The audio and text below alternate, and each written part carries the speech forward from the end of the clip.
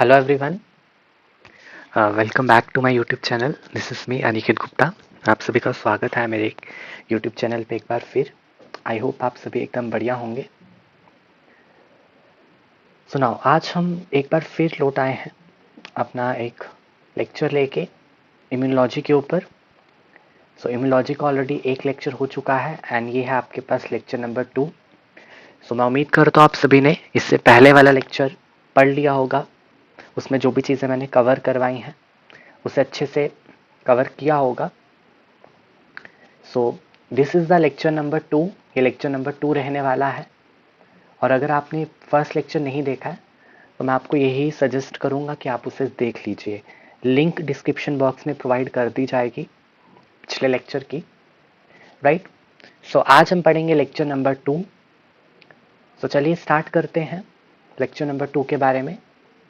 सो पिछले लेक्चर में हम लोगों ने थोड़ा सा इंट्रोडक्शन पढ़ी थी कि इम्यून सिस्टम या इम्यूनिटी क्या होती है और कौन कौन से मेजर कैटेगरीज हैं पैथोजेंस के। अडेप्टिव इम्यूनिटी क्या है, इनेट इम्यूनिटी क्या है। देन इनेट इम्यूनिटी को हमने थोड़ा सा समझा था, राइट।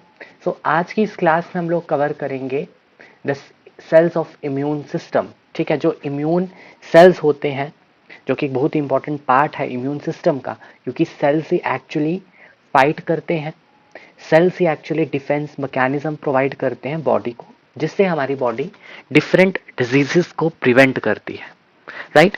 सो कौन कौन से वो इम्यून सेल्स हैं, कैसे बनते हैं, किस प्रोसेस के थ्रू बनते हैं, कितनी टाइप्स के होते हैं, वो सारी चीजें हम इस क्लास में कवर करेंगे, राइट।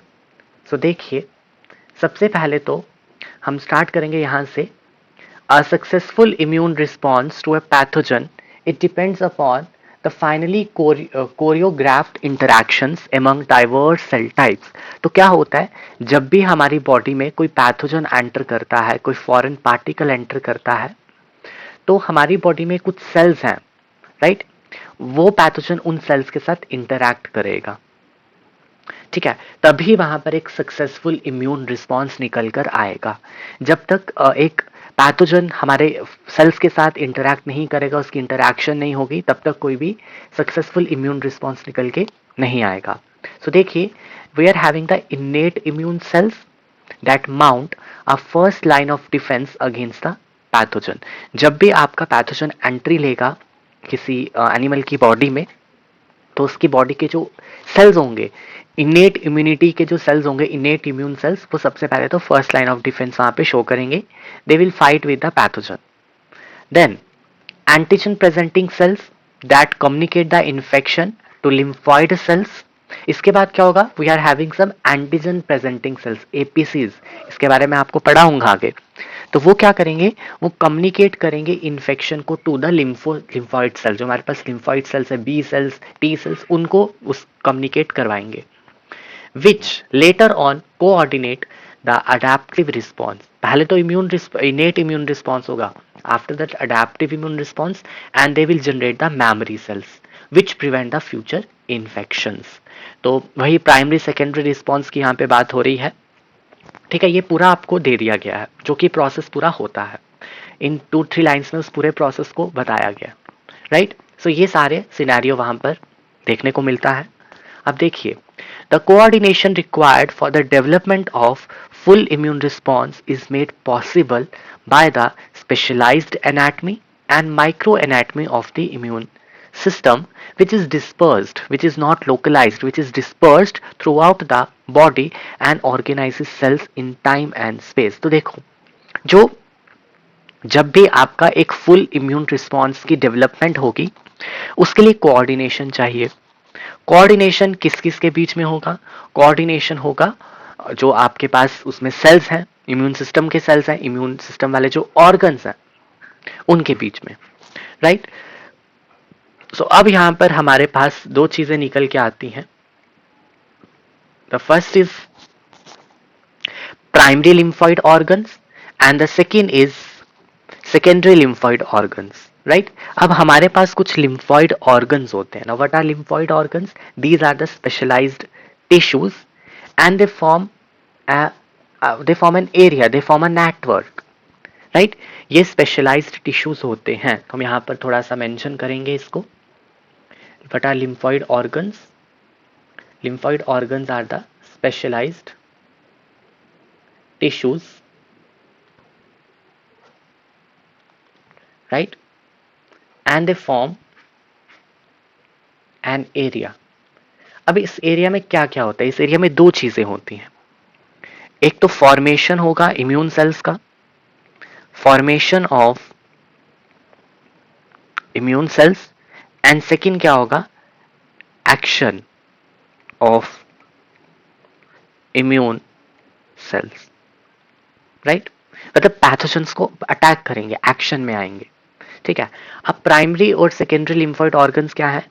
प्राइमरी लिम्फोइड ऑर्गन्स में आता है आपके पास bone marrow and thymus. Bone marrow and thymus, they regulate the development of immune cells from the immature precursor. जो हमारे पास इमेच्योर प्रिकर्सर सेल्स होते हैं, उन प्रिकर्सर सेल्स से डिफरेंट टाइप्स के इम्यून सेल्स बनते हैं. तो उसकी जो डेवलपमेंट है वो इन दो ऑर्गन्स में होती है, the bone marrow and your thymus. Got it? Next, secondary lymphoid organs क्या है? सेकेंडरी लिम्फोइड ऑर्गन का मतलब क्या है? जहां पर वो एक्चुअली एक्टिवेट होगा, राइट? आपके जो सेल्स है इम्यून सिस्टम के सेल्स, वो वहां पे एक्टिवेट होते हैं. तो यहाँ पे स्प्लीन आता है, लिम्फ नोड आता है, specialised sites in the gut and mucosal tissue. They coordinate the encounter of antigen. यहाँ पे कोऑर्डिनेशन करते हैं किसका? Encounter of antigen with antigen specific lymphocytes and their development into effector and memory cells. और वहां पर वो जो आपके इम्यून सेल्स होंगे वो इफेक्टर सेल्स और मेमोरी सेल्स को बनाएंगे, राइट? अब ब्लड वेसल्स और लिम्फेटिक सिस्टम्स आप लोग पढ़ते हो सर्कुलेटरी सिस्टम्स में, आपके पास जो आता है blood vascular system and lymphatic system. तो blood vessels and lymphatic system they connect these organs. ये जो डिफरेंट डिफरेंट ऑर्गन्स है, लिम्फ नोड्स है, स्प्लीन है, ये उनको कनेक्ट करते हैं और उसको एक फंक्शनल यूनिट, फंक्शनल पूरा uniting them into a functional whole, मतलब कि पूरा फंक्शनल सिस्टम की तरह वहां पे उसको बना देते हैं, राइट? नाउ अब देखिए आगे क्या बोल रहे हैं. All functionally specialised mature cells arise. अब देखिए अब मेन कहानी स्टार्ट होती है यहां से. मेन कहानी क्या है? कि जितने भी आपके सेल्स हैं, जैसे आपके पास मैच्योर ब्लड सेल्स हैं, रेड ब्लड सेल्स, डब्ल्यूबीसीज है ना, हम पढ़ते हैं आरबीसीज, डब्ल्यूबीसीज, प्लेटलेट्स, राइट? ये सारा कनेक्टिव टिश्यू है. तो मेच्योर ब्लड सेल मतलब ब्लड में ये सारे सेल्स प्रेजेंट होंगे. अब ये सारे के सारे सेल्स कहां से आए? They arise from a single cell type and that cell is your haematopoietic stem cells, right? आप लोग जब स्टेम सेल्स पढ़ते हो, स्टेम सेल्स की डिफरेंट डिफरेंट टाइप्स होती है. टोटीपोटेंट है, प्लूरीपोटेंट है, मल्टीपोटेंट है, यूनिपोटेंट है, राइट? सो यहां पर जो आपके पास कुछ हेमाटोपोइटिक स्टेम सेल्स होते हैं, जिन सेल से ये डिफरेंट डिफरेंट ब्लड सेल्स बनते हैं. आरबीसी स्पीसी से बनेंगे, granulocytes, macrophages, dendritic cells, lymphocytes, platelets, ये सारे इनसे बनते हैं. बोलते हैं एचएससीज, एचएससीज. और ये कौन से वाले स्टेम सेल्स होते हैं? दे आर मल्टीपोटेंट, कि कुछ सेट ऑफ सेल्स को बना सकते हैं, right? Multipotent stem cells, unipotent, totipotent, pluripotent, these are the different types. तो उन टाइप्स में से जो मल्टीपोटेंट वाली टाइप है वो आपका उसकी एग्जांपल है एचएससीज, हेमाटोपोइटिक स्टेम सेल्स. आप फिगर इसमें देख सकते हो या आप देख सकते हो पूरे, this is the haematopoietic stem cell. और ये फर्दर आगे डिवाइड किया है और ये सारे के सारे डिफरेंट डिफरेंट सेल्स इसने बनाए हैं. इनके ऊपर भी आएंगे, पहले थोड़ा सा पढ़ लेते हैं. अब प्रोसेस क्या है? The process by which your HSCs differentiate. देखिए HSCs स्टेम सेल है तो डिवाइड करेंगे, राइट? डिवाइड करेंगे, जैसे आपके पास एक HSC है, इसने यहां पर डिवाइड किया, दो सेल्स बने, राइट? अब इसमें से क्या होगा? एक सेल डिफ्रेंशिएट कर जाएगा, एक सेल डिफ्रेंशिएट कर जाएगा और दूसरा वाला सेल अपनी जो पॉपुलेशन है उसे रिन्यू करेगा, सेल्फ रिन्यू. एक की डिफ्रेंशिएशन हो जाएगी और डिफ्रेंशिएट होकर डिफरेंट डिफरेंट सेल्स बनाएगा, लेकिन एक जो है उसमें से दोबारा उस डिवीजन को शो करेगा, राइट। तो कुछ इस तरीके से यहां पर होती हैं चीजें। ओके, सो ये एचएससीज डिफरेंशिएट होते हैं इनटू मैच्योर ब्लड सेल्स और इस प्रोसेस को कहा जाता है हेमेटोपोइसिस। क्या कहते हैं हम इसे? हेमेटोपोइसिस। और हेमेटोपोइसिस स्टार्ट कहां होती है? ये स्टार्ट होती है लीवर में, लीवर में स्टार्ट होती है, एंड देन उसके बाद ये टेक्स प्लेस करती है लिम्फोइड ऑर्गन्स में, primary organ, secondary organs, just मैंने आपको अभी बताया। क्लियर? ओके, तो यहां पर आपका ये मल्टीपोटेंट मैंने बोल दिया, मल्टीपोटेंट नहीं है, सॉरी, ये प्लूरीपोटेंट में आता है।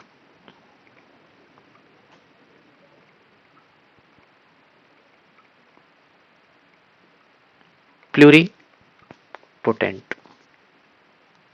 HSCs, right? Let me confirm.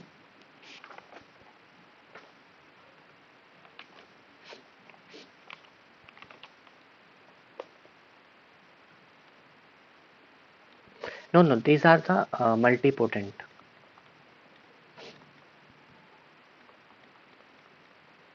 Yeah, we were right, हम सही थे।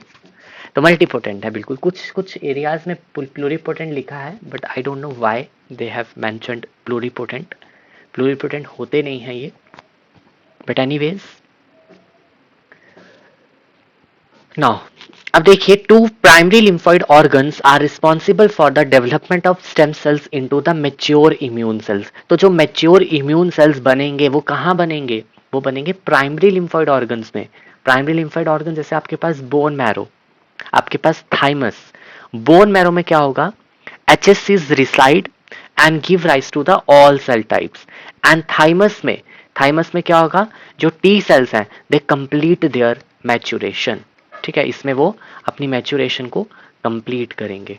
T cells complete their maturation in the thymus, और यहां पर बोन मैरो में आपके HSCs different different cell types बनाएंगे, राइट। अब क्या फीचर्स हैं HSCs के? जो हेमेटोपोइटिक स्टेम सेल्स हैं इनके क्या फीचर्स हैं? सबसे पहले तो होते हैं दे आर वेरी रेयर, बहुत रेयर होते हैं। Fewer than 1 HSC is present per 5 into 10 raised to power 8 cells in the bone marrow, and their numbers are strictly controlled by a balance of cell division, cell death and cell differentiation. तो ये जो उनका number है बहुत कम है। आपके पास अगर 5 into 10 raised to power 8 sales हैं, उसमें से एक सेल HSC होगा, तो देखो कितना कम नंबर है इनका। They are very rare. ठीक है, इनका नंबर क्यों रेयर है? क्यों? They are strictly control because of the cell division balance in cell division, death and differentiation, right.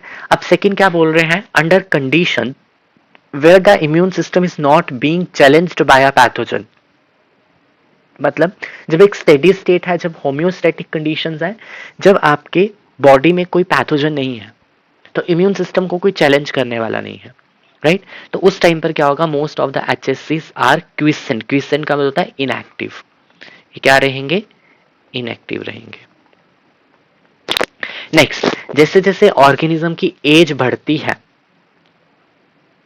उससे उसका HSCs का नंबर डिक्रीज होता है। तो demonstrating that there are limits to an HSCs self renewal potential. ऐसा नहीं है कि वो हमेशा अपने आप को रिन्यू करता रहेगा, क्योंकि जो ओल्ड लोग होते हैं उनको जो ये है डिजीज है वो जल्दी लगती है। वाई? बिकॉज उनका इम्यून सिस्टम इतना ज़्यादा स्ट्रांग नहीं रहता, क्योंकि इम्यून सेल्स उनमें कम हो जाते हैं, HSCs कम होते हैं, क्योंकि HSC से ही इम्यून सेल्स बन रहे हैं ना, right. And when there is a increased demand for hematopoiesis, तो वहां पर क्या होगा? HSCs display an enormous proliferative capacity. मतलब कोई कीमोथेरेपी के बाद या इन्फेक्शन के दौरान क्या होता है? हिमेटोपोइसिस ज्यादा होती है।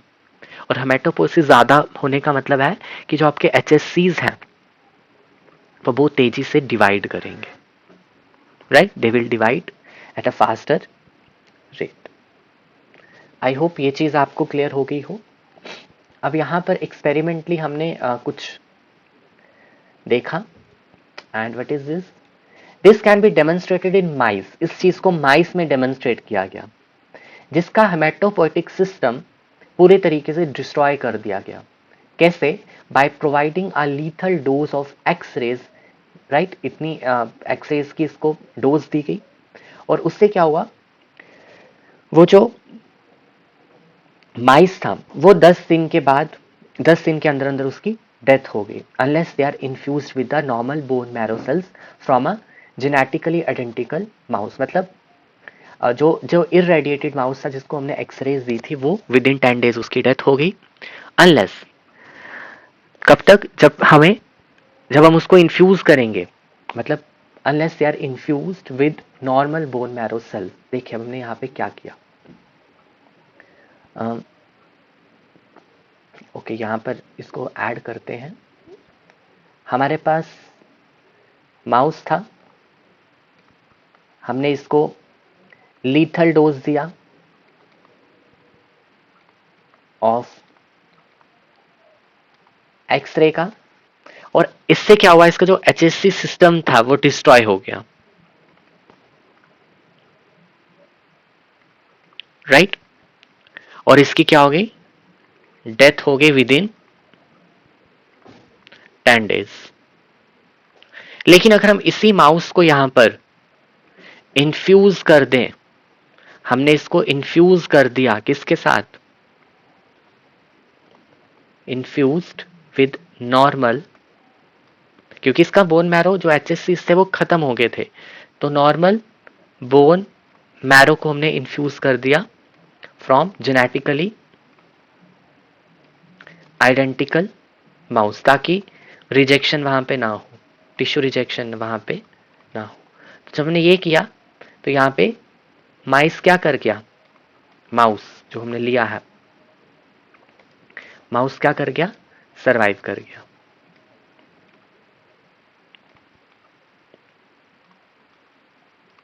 Why it is survived? Because of restoration of HSC system. What it, तो ये कहानी वहां पर की, ठीक है।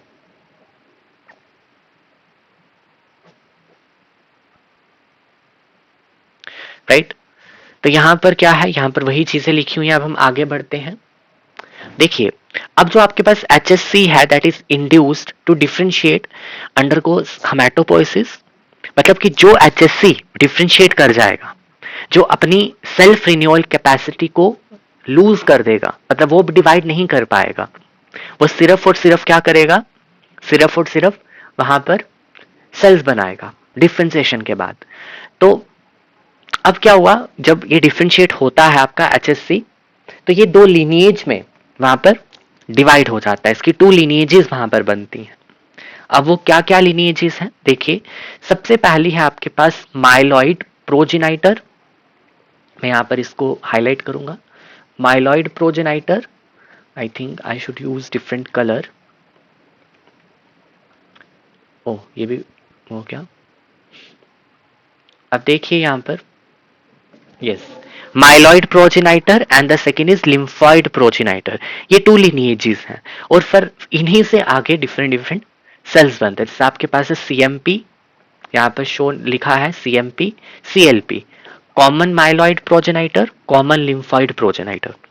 अगर हम माइलॉइड प्रोजेनाइटर की बात करें तो इससे क्या क्या बनेगा, it will give rise to all RBCs, मतलब कि जो इरिथ्रॉइड लिनिएज है इसकी, इरिथ्रॉइड, इरिथ्रोसाइट्स बोलते हैं आरबीसीज को, तो इरिथ्रॉइड लिनिएज इसी से बनेगी। सेकेंडली ग्रैन्युलोसाइट्स बनेंगे, मोनोसाइट्स बनेंगे, मैक्रोफैजेस बनेंगे, ठीक है। ये हो गया आपके पास माइलॉइड लिनिएज, तभी इसको हम बोल रहे हैं माइलॉइड इरिथ्रॉइड प्रोजेनाइटर, मतलब इससे माइलॉइड लिनिएज के सेल्स भी बनेंगे और इरिथ्रॉइड लिनिएज के सेल्स भी बनेंगे, right. Second, lymphoid progenitor, lymphoid progenitor से आपको लिम्फोसाइट्स मिलेंगे, जैसे आपके पास बी लिम्फोसाइट्स हैं, टी लिम्फोसाइट्स हैं, और natural killer sales. Myeloid cells and natural killer cells, they are the members of the innate immune system and are the first cell to respond to infection or other in cells, मतलब कि जो इनेट immune system में, जब innate immunity में जो sales respond करते हैं infection के प्रति, वो होते हैं आपके पास माइलॉइड सेल। माइलॉइड सेल्स कौन कौन से आगे? Granulocytes, monocytes, macrophages. अब इनके साथ साथ एनके सेल्स आ जाते हैं, मतलब कि बी और टी लिम्फोसाइट्स नहीं है, is a part of, not a part of innate immunity. B and T lymphocytes are a part of adaptive immunity. ठीक है, वो बाद में चल के काम करते हैं, बट जो इनेट इम्यून सिस्टम में जो फर्स्ट सेल्स रिस्पॉन्ड करते हैं वो है myeloid cells, natural killer cells. Right, अब हम इसको थोड़ा सा बनाएंगे। देखिए, आपके पास H S Cs myeloid progenitor में हुए, और दूसरा लिम्फॉइड प्रोजेनाइटर। राइट, अब हम इसको आगे फर्दर करेंगे। तो माइलॉइड प्रोजेनाइटर में आपके पास बनेगा, एक बनेगा आरबीसी, एक बनेगा प्लेटलेट, ठीक है, एक बनेगा माइलोब्लास्ट, और एक बनेगा मोनोब्लास्ट। राइट, अब जो माइलोब्लास्ट है ये आगे चल के बनाएगा ग्रैन्युलोसाइट, ये आगे चल के डिफ्रेंशिएट हो जाएगा ग्रैन्युलोसाइट्स में। राइट, और ग्रैन्युलोसाइट्स फर्दर आगे तीन तरह के होते हैं, इनको हम यहाँ पे मेंशन करेंगे। ये तीन तरह के क्या क्या है? एक है आपके पास न्यूट्रोफिल, एक है आपके पास बेसोफिल, और एक है आपके पास eosinophil. Neutrophils, basophils and eosinophils. Right, अब मोनोब्लास्ट में क्या? मोनोब्लास्ट में आपके पास आते हैं मोनोसाइट्स, और मोनोसाइट्स फर्दर दो तरह के होते हैं, एक होता है आपके पास macrophage and second is dendritic cell. ठीक है, तो ये थी पूरी लीनिएज माइलॉइड प्रोजेनाइटर की। अब लिम्फॉइड प्रोजेनाइटर में कौन आएगा? इसमें आपके पास आएंगे लिम्फोब्लास्ट। लिम्फोब्लास्ट फर्दर आगे तीन तरह के होंगे, फर्दर इसमें तीन तरह के सेल्स प्रेजेंट होंगे। एक है आपके पास B lymphocyte, T lymphocyte and natural killer, natural killer cell, that is NK cell। Right, तो ये सारी चीजें हैं। यहां पर अगर हम इसको थोड़ा सा बताएं, ओके, सो यहां पर आप देख सकते हो ये जितने भी सेल्स मैंने इसमें बनाए हैं, these are all the part of your immune system, और these are all the WBCs, white blood cells. मतलब आरबीसीज और प्लेटलेट्स को अगर हम एक्सक्लूड कर दें, तो जितने भी माइलोब्लास्ट है, मोनोब्लास्ट है, लिम्फोब्लास्ट है, ये तीनों चीजें, तीनों जो सेल्स हैं, ये WBCs का पार्ट है, व्हाइट ब्लड सेल। राइट, अब हमें पता है कि जो व्हाइट ब्लड सेल्स होते हैं WBCs, इनको अगर हम थोड़ा सा और देखने की कोशिश करें, व्हाइट ब्लड सेल्स ये दो तरह के होते हैं। ठीक है, एक होते हैं आपके पास ग्रैन्युलोसाइट्स, और एक होते हैं ए ग्रैन्युलोसाइट्स, मतलब जहां पर आपको साइटोप्लाज्म दिखेगी प्रॉपर ग्रैन्यूल्स की फॉर्म में, उसको हम ग्रैन्युलोसाइट बोलते हैं। और एक हमारे पास आते हैं ए ग्रैन्युलोसाइट, जिसमें वो साइटोप्लाज्म नहीं होती। हम इसके बारे में पढ़ेंगे डिटेल में। अब देखिए, ग्रैन्युलोसाइट्स आगे तीन तरह के हैं, कौन कौन से हैं? Neutrophil, basophil and eosinophil. इसके ऊपर क्वेश्चन आया है। एंड ए ग्रैन्युलोसाइट आपके पास दो हैं, एक है लिम्फोसाइट, और एक है आपके पास मोनोसाइट्स। लिम्फोसाइट्स फर्दर दो में, B lymphocyte, T lymphocyte, macrophage further two में, मोनोसाइट्स फर्दर टू में, macrophage and your dendritic cell. Right, तो ये क्लासिफिकेशंस हैं, इनको आपने बहुत अच्छे से देखना है। ठीक है, कौन किसके अंडर आ रहा है, ये चीजें आपसे पूछी जाती हैं, राइट। तो अगर हम इसको समराइज करें, इफ वी समराइज दिस, तो यहां पर हम लिखेंगे इम्यून सेल्स। तो इम्यून सेल्स आपके हो गए दो तरह के, दो में डिवाइड हो गए। एक आपके पास आ जाएगा माइलॉइड सेल और एक आ जाएगा आपके पास लिम्फॉइड सेल। ये हम बात करें इम्यून सेल्स की, ठीक है। मतलब इम्यून सेल कहाँ से, एचएससी से। तो एचएससी दो में डिफ्रेंशिएट हो गए, माइलॉइड सेल और लिम्फॉइड सेल, ठीक है। अब देखिए माइलॉइड सेल फर्दर दो में डिवाइड, उसको फर्दर दो में डिवाइड कर दो। एक है हमारे पास ग्रैन्युलोसाइट और एक है हमारे पास एक ग्रैन्युलोसाइट, और हम यहां पर इसको लिखेंगे एंटीजन प्रेजेंटिंग सेल्स। इसके बारे में भी हम पढ़ेंगे बाद में, एंटीजन प्रेजेंटिंग सेल्स, राइट। अब यहां पर ग्रैन्युलोसाइट्स में क्या क्या है इसको मेंशन करेंगे। तो देखिए neutrophils, basophil, eosinophil and one more cell हम यहाँ पे इंक्लूड करेंगे, मास्ट सेल, ठीक है। यहाँ पर आते हैं मैक्रोफाज, सॉरी मैक्रोफाज नहीं, मोनोसाइट्स, मोनोसाइट्स, ठीक है। मोनोसाइट्स आगे फर्दर डिवाइडेड है, मैंने आपको पहले ही बताया। एक है आपके पास डेंड्राइटिक सेल और दूसरा है मैक्रोफाज। ये एंटीजन प्रेजेंटिंग सेल्स हैं, they all have professional antigen presenting ability. Now अब हमारे पास आते हैं लिम्फॉइड सेल्स। तो लिम्फॉइड सेल्स की कैटेगरी में सबसे पहला आएगा B lymphocyte,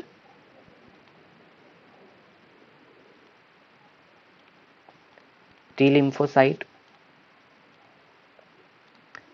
then NK cells, right. तो ये है पूरी समरी इम्यून सेल्स की। अब देखिए यहाँ पर डायग्राम्स के थ्रू समझते हैं। देखिए ये आपके पास है haematopoietic stem cell, right, this is the haematopoietic stem cell.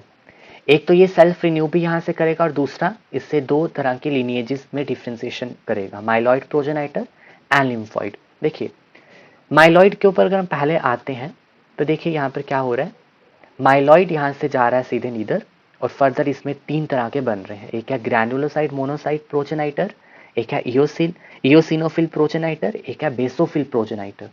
You can सी, मतलब कि सीधी सीधी बात है, न्यूट्रोफिल बनेगा, इओसिनोफिल बनेगा, बेसोफिल बनेगा। अब यहीं से बेसोफिल से आगे क्या बना, मास्ट सेल बना, इसके बारे में मैंने आपको भी बताया, ठीक है। ये सारे क्या है, granulocyte, you can see the granules, granules, है ना। अब एक था आपके पास ग्रैनुलोसाइट मोनोसाइट प्रोजेनाइटर, मतलब ये वो सेल था जिससे न्यूट्रोफिल भी बना और मोनोसाइट भी बनेगा। मोनोसाइट फर्दर आगे मैक्रोफाज एंड डेंड्राइटिक सेल में कन्वर्ट हो जाएगा। देन यहाँ पे मैगा कैरियोसाइट से बनता है प्लेटलेट, इरिथ्रॉइड से बनेगा इरिथ्रोसाइट, राइट। अब अगर हम इस तरफ आए, लिम्फॉइड प्रोजेनाइटर वाले के केस में आए, तो देखो इसने क्या क्या बनाया, इससे भी डेंड्रिटिक सेल बना, दूसरा इससे दो तरह के सेल बने, T cell B cell.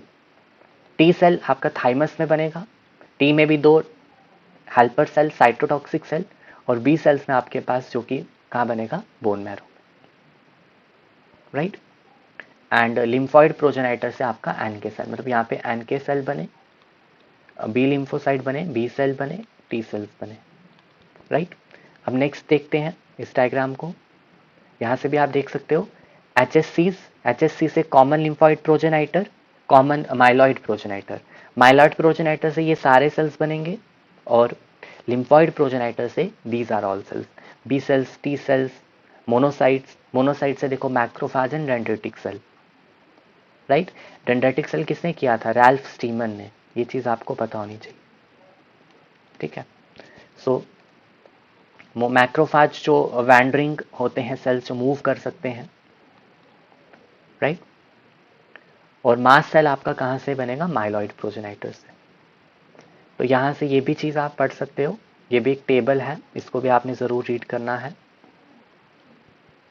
Right. और सबसे ज़्यादा जो सेल होता है हमारे बॉडी में, यहाँ पे आप देख सकते हो ल्यूकोसाइट को। अगर हम ल्यूकोसाइट को देखें तो ये आपको परसेंटेज बताई गई है। सबसे ज़्यादा परसेंटेज हमारे पास किसकी निकल के आती है, न्यूट्रोफिल्स की, ठीक है। न्यूट्रोफिल के बाद हमारे पास कौन से वाले सेल्स हैं, we are having the T lymphocytes. T lymphocytes, T lymphocytes के बाद हमारे पास कौन से हैं, मोनोसाइट्स।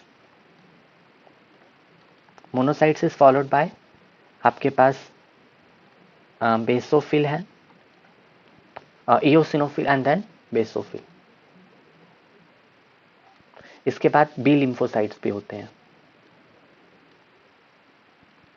देन आपके पास आ गया इओसिनोफिल एंड बेसोफिल, सबसे कम बेसोफिल। हम इनको बेसोफिल क्यों कहते हैं, इओसिनोफिल क्यों कहते हैं, ये सारी चीज़ें हम नेक्स्ट क्लास में देखेंगे, राइट। तो आज इतना ही, इसमें इतना ही करेंगे हम लोग। अब बाकी की चीज़ें हम नेक्स्ट क्लास में, ठीक है। So do like this lecture and share कीजिए इसे, और कोई भी क्वेरी हो तो आप मुझे कमेंट सेक्शन में पूछ सकते हो। So thank you very much. Have a nice day. Take care. Bye.